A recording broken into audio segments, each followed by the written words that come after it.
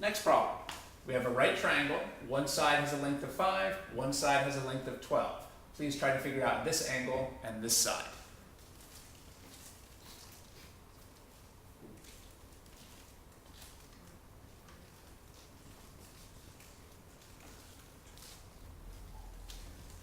We can use asterisks to help us remember the information we originally given, and we can also use an asterisk to indicate the angle that we're focusing on. We weren't given this angle. This asterisk just shows us that we're focusing on this angle because that's what the question was about.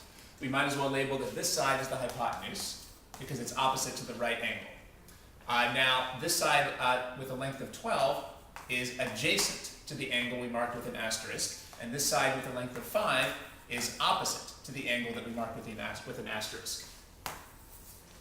This is another problem where we're given two sides. Well, we know that if you're given two sides, you don't need a trig function to find the third side. You can just use the Pythagorean theorem. Let's write the general theorem.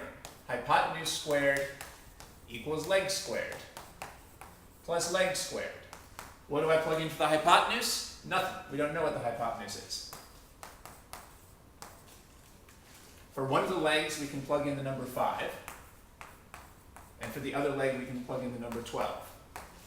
Hypotenuse squared equals 5 squared plus 12 squared. Now remember, you can do this whole calculation on the right-hand side in one step on your calculator. Just type 5 squared plus 12 squared. You don't need to break that up into separate steps. And you're going to end up with 169. Now that's not the hypotenuse, it's the hypotenuse squared. To continue solving, we have to get the left-hand term hypotenuse by itself, by getting rid of the square. We do that by doing the opposite. The opposite of squaring is square rooting. What happens when we take the square root of the left-hand side? Well, all that's left is the hypotenuse. But then the golden rule of algebra says that we also have to take the square root of the right-hand side.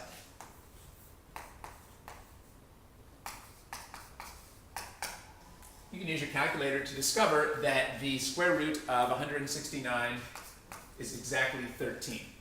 So this side has an exact length of 13.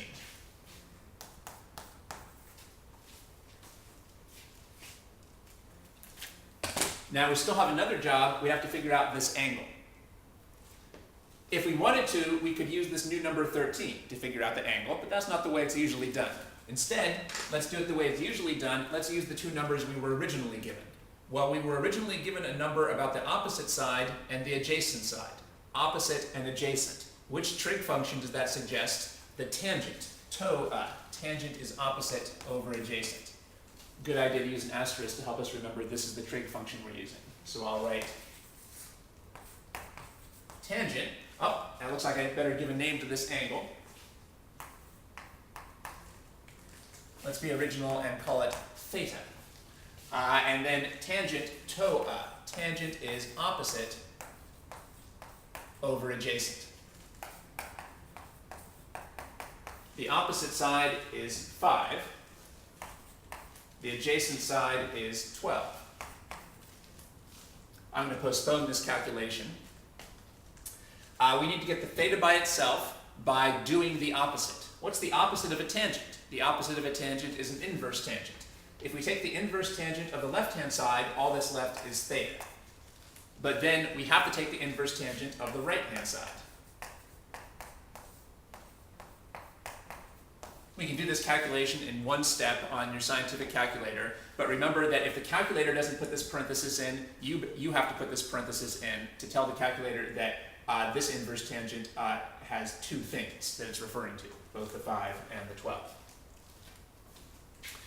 Let's see, according to my notes, theta here would come out to be 23 degrees.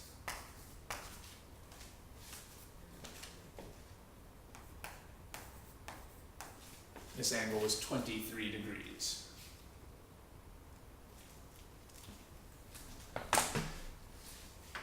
In this portion of the videos, we're doing a whole bunch of problems for what to do when you're given two sides of a triangle.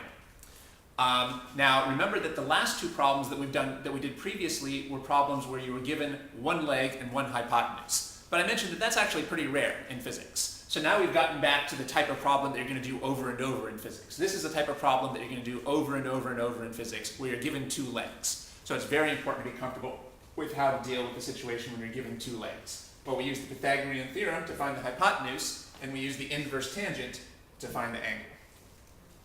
Incidentally, what if you also wanted to find this angle? How big is this angle? I hope that was easy for you. Since we know this angle is 23, this angle must be 90 minus 23. 90 minus 23, which is 67. Of course, if you wanted to, you could use trig functions to find this angle, but that would be maybe making things more complicated than they have to be. It's pretty obvious that if this angle is 23, this angle must be 67. We don't need any trig functions for that.